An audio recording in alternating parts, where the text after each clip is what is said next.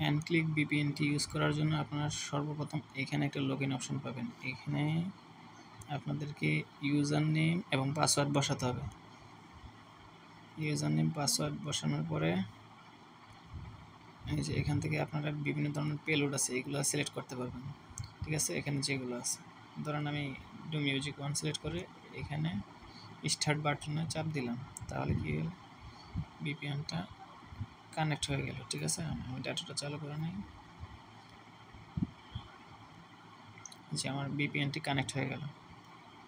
দেন আপনারা এখান থেকে পেলোড চেঞ্জ করতে পারবেন, ওয়াইফাইয়ের জন্য আলাদা পেলোড। দেন এটা ডিসকানেক্ট করে আপনারা এখান থেকে ক্লিয়ার ডাটা করে আবার নতুন করে ঢুকতে পারবেন। তারপর এখান থেকে আপনারা চেক আপডেট দিতে পারেন।